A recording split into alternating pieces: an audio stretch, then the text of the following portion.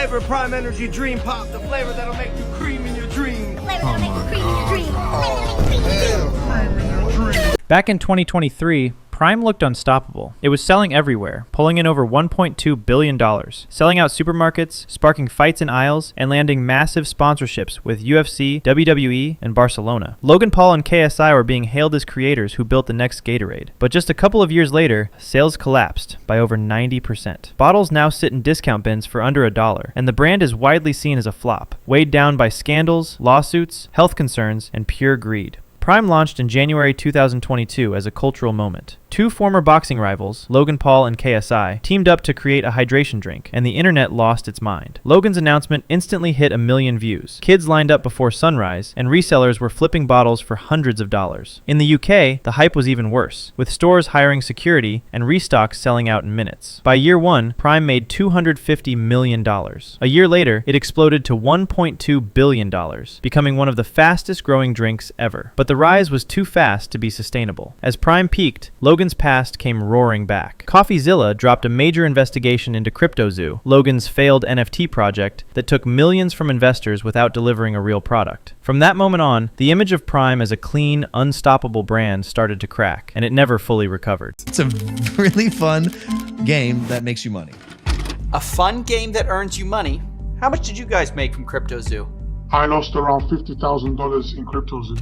I lost $40,000. I lost around $15,000 US. I lost $25,000. $120,000. $500,000 Australian, which is $500,000. The investigation revealed missing developers, shady middlemen, and fans losing tens of thousands of dollars. It was a complete circus.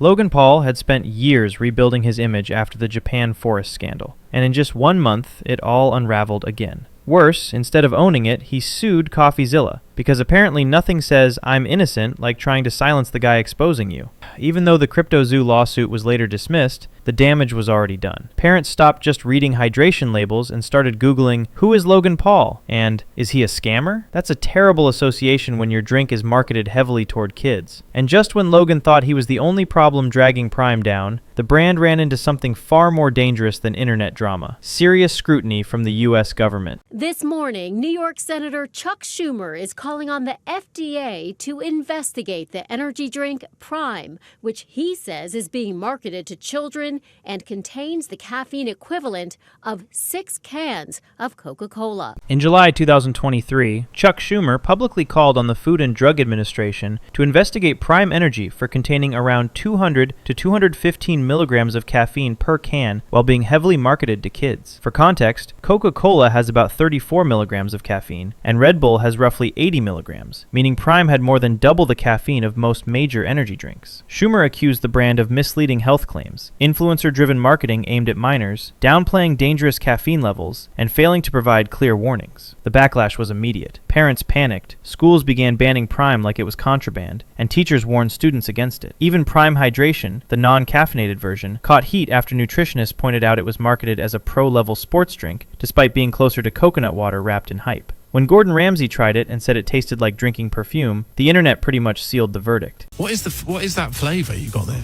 Tropical punch, it says. Oh, Jesus. Loosely. You've just come from the Maldives. It's like swallowing perfume.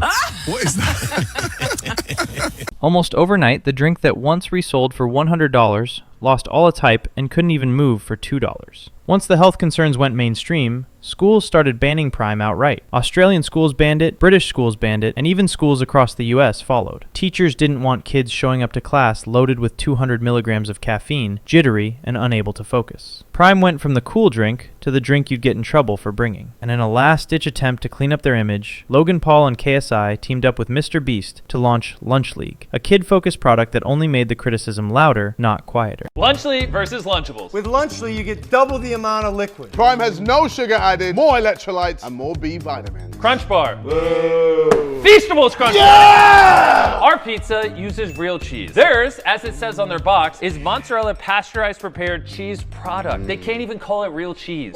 We're also 30 less calories, 3 less grams of fat, and 8 less grams of sugar. The kit was basically brand synergy in a lunchbox. A tiny, underpowered meal, a Feastables-style chocolate bar, and a Prime drink. The backlash was instant. Dan TDM accused them of exploiting kids for profit, and his tweet went viral within hours. Then Dr. Mike broke it down, explaining that Lunchly meals had only about 230 calories, while a normal kid's lunch should be around 600 plus. To get enough energy, a child would need 3 kits, which would also overload them with sodium. They aren't healthy to consume often, period. First claim from Lunchly is that it's healthier than market leader Lunchables. But the YouTube doctor noted that it's very difficult to accept that. I don't have nutrition facts for each part of the kits. How many calories come from Feastables versus the food component? However, Dr. Mike does give Lunchly some wins. What I was able to conclude, Lunchly has less sugar and therefore less calories, slightly less sodium and saturated fat, does use real cheese. However, the good doctor went on to compare Lunchly's nutritional values to the guidelines set forward by the USDA. Less than 10% of calories should come from saturated fat. Less than 10% of calories should come from added sugars. So then,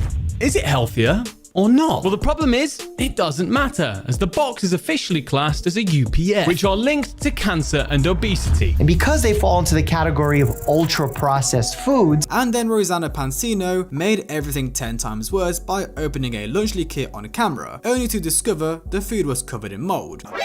These are molded. Okay, so these ones are supposed to be good until December, and we just got them from the store. It says used by December 8th, 2024, and today's date is October 16th. So these are supposed to be good for like another 2 months. This is molded.